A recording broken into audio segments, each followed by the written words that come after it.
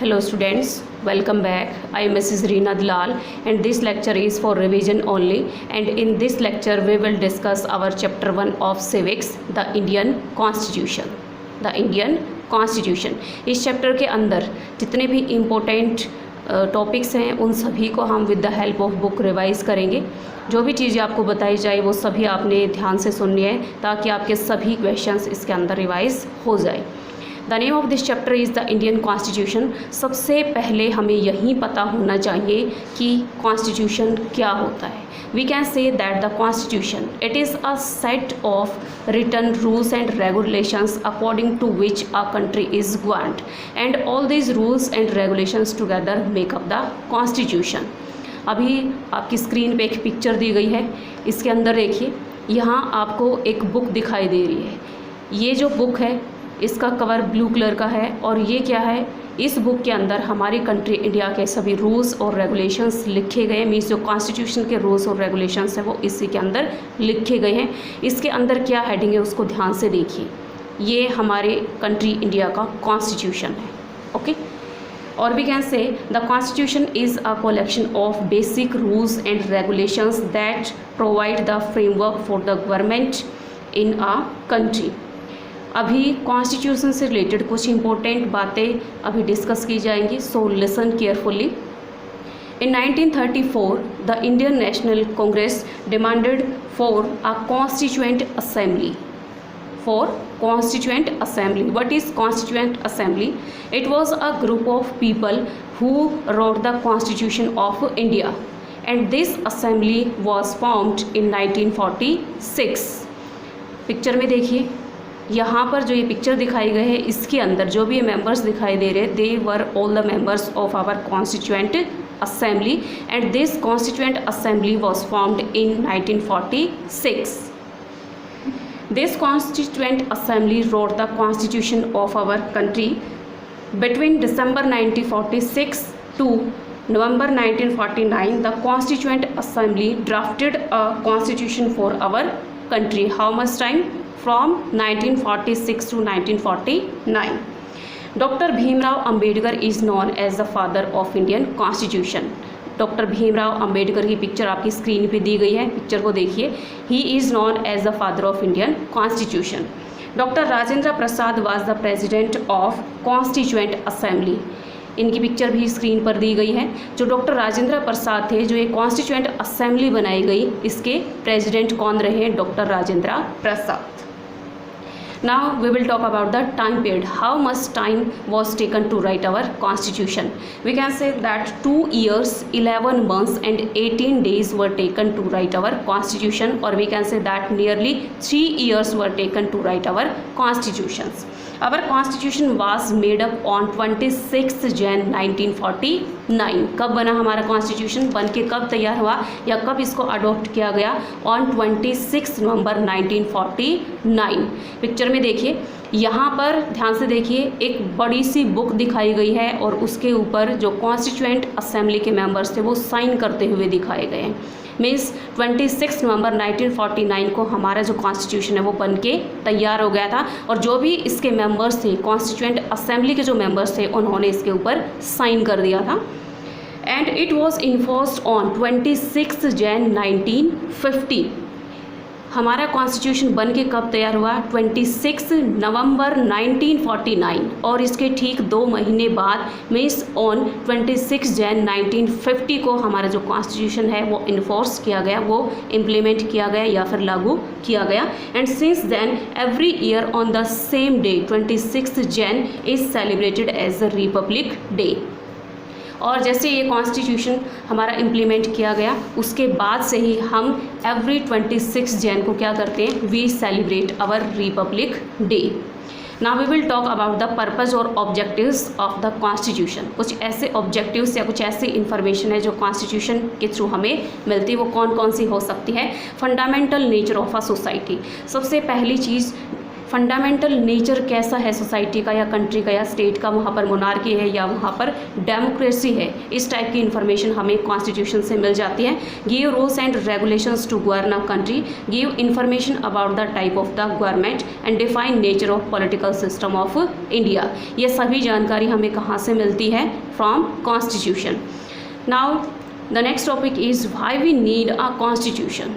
हमें कॉन्स्टिट्यूशन की नीड ही क्यों होती है? कुछ बहुत ही इंपॉर्टेंट रीज़न इसके पीछे हैं। First is to define basic rules of the country. Country के अंदर बेसिक रूल्स क्या हैं, उनकी इन्फॉर्मेशन के लिए हमें कॉन्स्टिट्यूशन की नीड पड़ती है, क्योंकि कॉन्स्टिट्यूशन के अंदर इन सभी रूल्स को डिफाइन किया हुआ होता है। To define the powers, powers means who has the power to take decision on the behalf of the people. Country के अंदर पावर है किसके पास? On the behalf of people decision लेने वाला कौन है? इस टाइप की इन्फॉर्मेशन भी हमें कॉन्स्टिट्यूशन से मिलती है। To stop misuse the power by the political leaders, जो पॉलिटिकल लीडर्स होते हैं, हो सकता है कि पावर में आने के बाद वो अपनी पावर का मिसयूज़ करना स्टार्ट कर दे। इसी वजह से कॉन्स्टिट्यूशन के अंदर कुछ ऐसे रूल्स और रेगुलेशंस दिए हुए होते हैं जो क्या करते हैं, जो लीडर्स की पावर पर लिमिट लगाते हैं, उनको मिसयूज़ करने से रोकते हैं। इसके लिए भी हमें कॉन्स्टिट्यूशन की नीड होती है। To stop domination of majorities over minorities, अगर मेजोरिटी माइनॉरिटी को डोमिनेट करती है तो इसको स्टॉप करने के लिए भी रूल्स रेगुलेशन कॉन्स्टिट्यूशन के अंदर डिफाइन किए हुए होते हैं। यहाँ पर दो वर्ड्स यूज़ किए गए हैं, मेजोरिटीज़ और माइनॉरिटीज़। मेजोरिटी क्या होता है? We can say that the people who are more in number they are in majority and the people who are less in number they are in minority. For example, India के अंदर जो total population है उसमें से around 79% Hindu हैं और around 15% Muslims हैं। So we can say that Muslims are in minority as compared to Hindus. अगर मेजोरिटी माइनॉरिटी को डोमिनेट करती है तो ये डोमिनेशन दो तरीके का हो सकता है। कौन कौन सा? Inter community and intra community. Inter community domination क्या होता है? जब एक ही कम्युनिटी के अंदर कुछ पावरफुल पर्सन अदर पर्सनस को डोमिनेट करते हैं, उन पर किसी भी तरीके का दबाव बनाते हैं, then it is called inter community domination.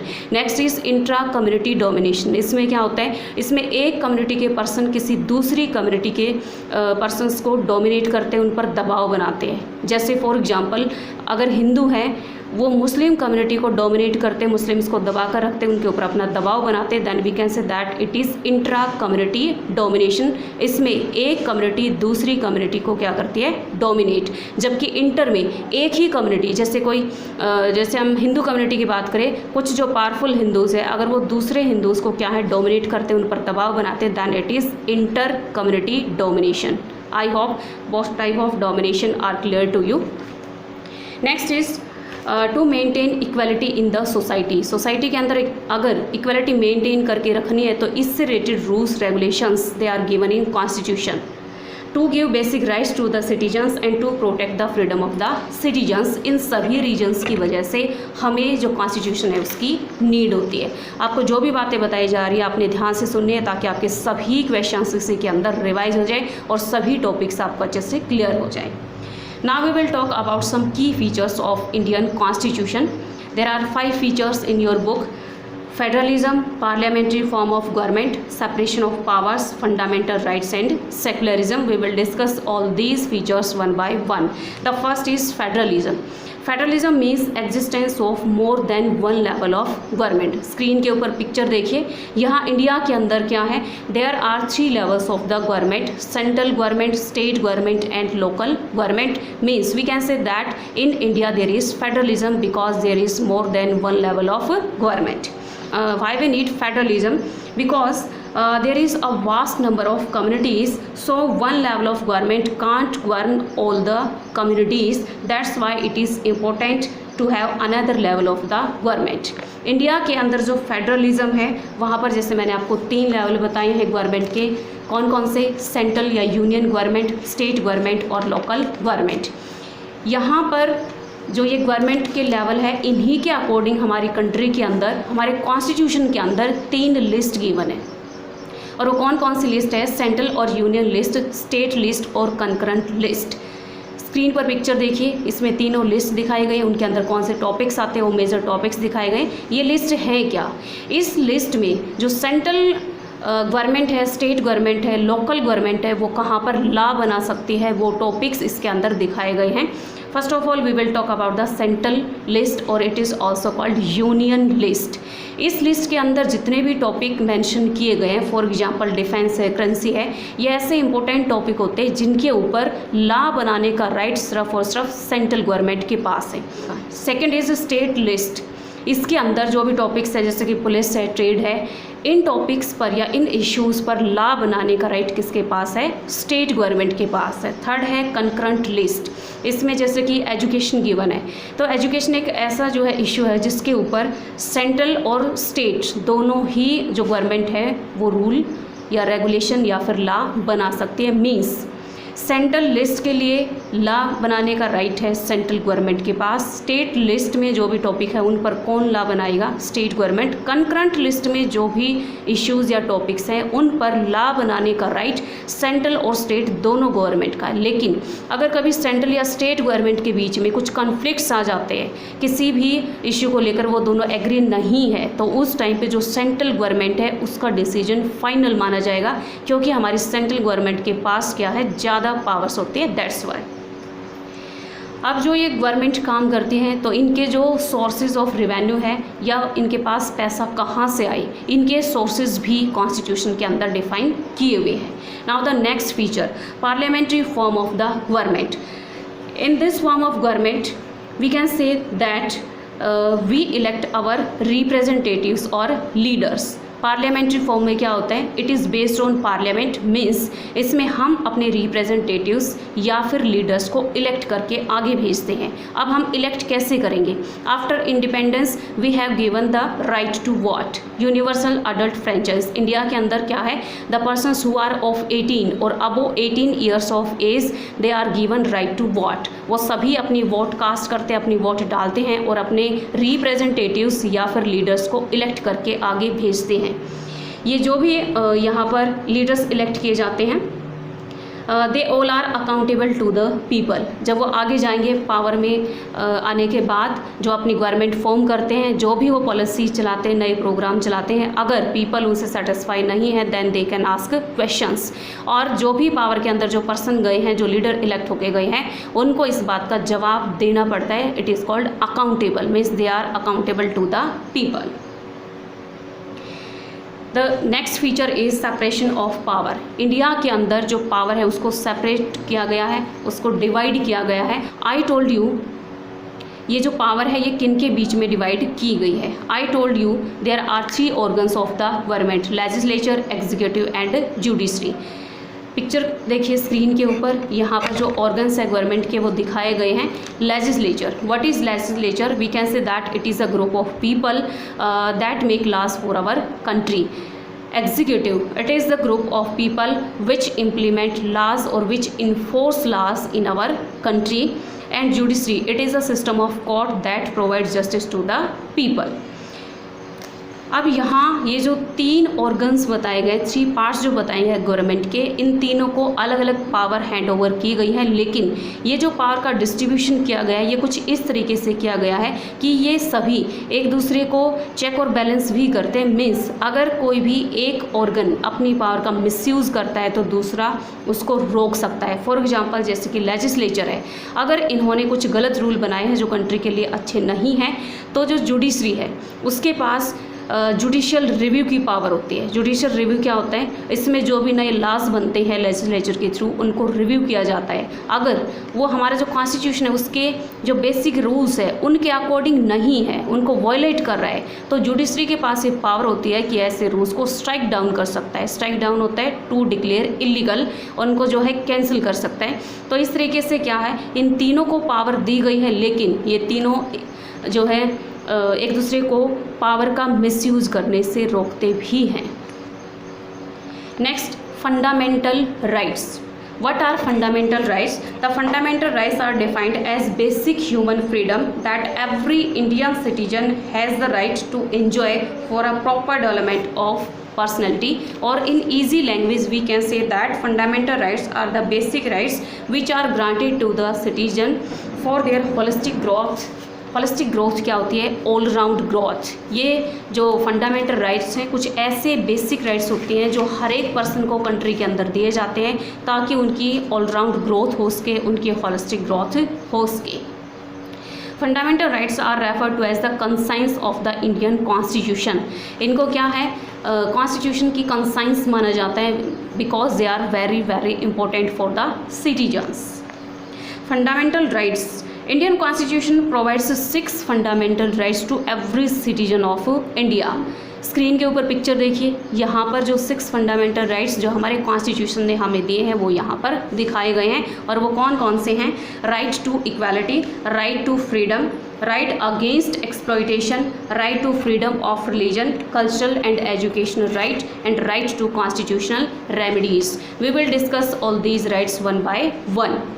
First right is right to equality and this right is mentioned from Article 14 to 18 in the Constitution of India। और इसमें क्या कहा गया इस राइट के अंदर? All people are equal before the law and there will be no discrimination on the basis of the religion, caste, sex, etc. and untouchability has been abolished under Article 17।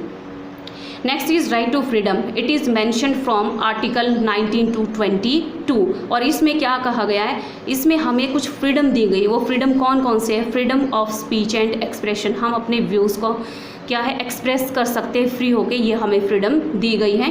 Right to form association, हम कोई भी अपना group जो है बना सकते हैं। Right to practise any profession और ऑक्यूपेशन, हम अपनी कंट्री के अंदर कोई भी अपना प्रोफेशन कर सकते हैं लेकिन वो प्रोफेशन ऐसा होना चाहिए जिससे किसी का नुकसान ना हो। Okay, next is right against exploitation, it is mentioned from article 23 to 24। और इसमें क्या कहा गया है? जो ह्यूमन ट्रैफिकिंग, जो पहले ह्यूमन बींग्स को ख़रीदा या बेचा जाता था, इसको ह्यूमन ट्रैफिकिंग कहते हैं, इसको बिल्कुल बैन कर दिया गया है। जो फोर्स्ड लेबर है, जो बंधुआ मजदूरी की जाती है, फोर्स्ड लेबर में क्या होता है? किसी पर्सन को बहुत ही कम पैसे देकर या फ्री में उससे काम करवा लिया जाता है, इसको फोर्स्ड लेबर कहते हैं। ओके, तो इस टाइप की चीज़ें बिल्कुल बैन कर दी गई हैं इंडिया के अंदर। और जो बच्चे जो 14 साल की उम्र से कम है उनको, जैसे कि टी शॉप्स है, होटल्स है, रेस्टोरेंट्स हैं, ढाबाज हैं, उनके अंदर काम पर नहीं रखा जा सकता। ये हमारी कंट्री के अंदर रूल बना हुआ है। अगर कोई ऐसा करता हुआ मिलता है तो उसको पनिश किया जाएगा क्योंकि ये फंडामेंटल राइट है।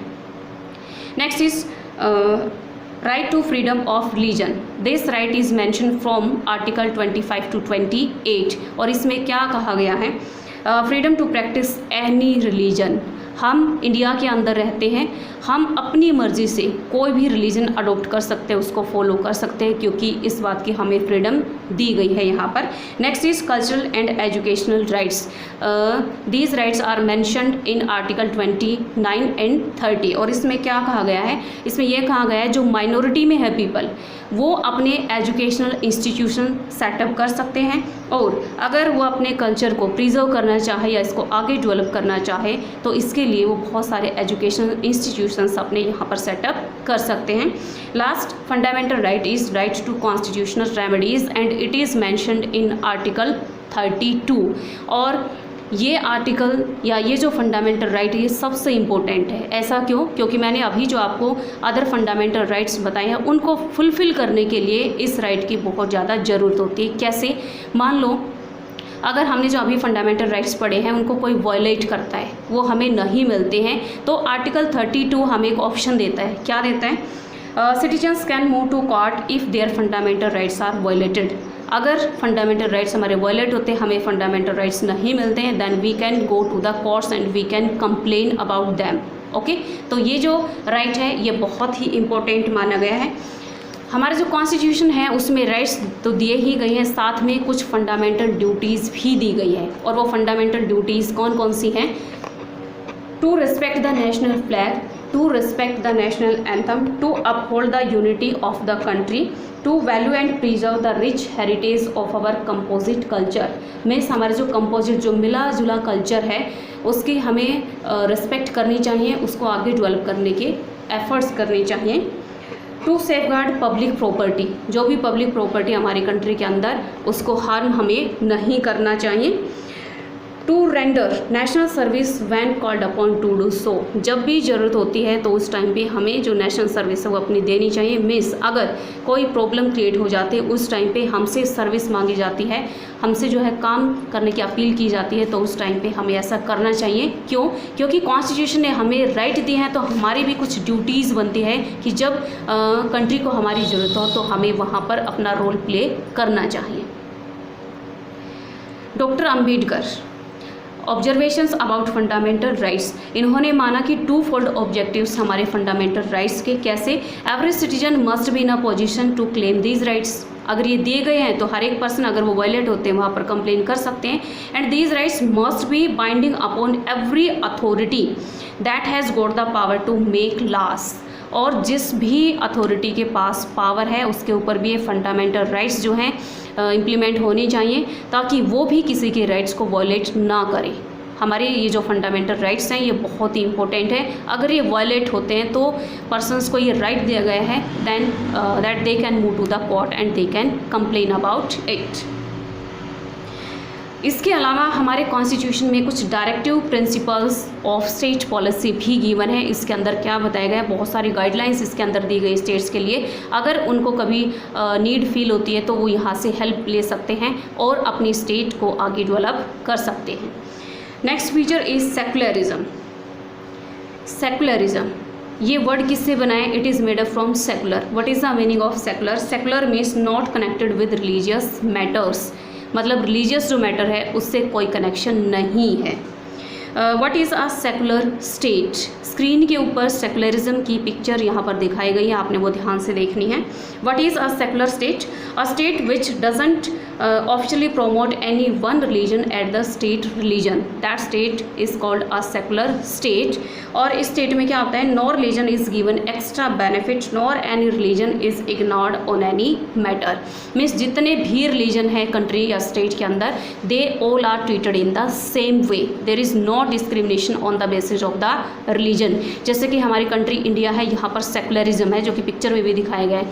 यहाँ पर बहुत सारे रिलीजन्स के पर्सनस रहते हैं, क्या हम कह सकते हैं हिंदू है, मुस्लिम है, सिख है, क्रिश्चियन है, जैनी है और साथ में बुद्धिस्ट है। ये सभी रिलीजन जो है इंडिया के अंदर, इनके साथ एक समान व्यवहार किया जाता है। रिलीजन के बेस पर कोई भी किसी भी टाइप का डिस्क्रिमिनेशन यहाँ पर नहीं किया जाता है। इस चैप्टर में आपके कुछ एनसीईआरटी क्वेश्चंस गिवन है और यहाँ पर जो क्वेश्चंस गिवन है like why does a democratic country need a constitution, ये मैं आपको डिफाइन कर चुकी हूँ। और जैसे कि what would happen if there were no restrictions on the power of the elected representatives, तो कुछ ऐसे क्वेश्चन हैं जो हमने अभी इस चैप्टर के अंदर ही डिस्कस कर लिए हैं। I hope this chapter is clear to you. Thank you.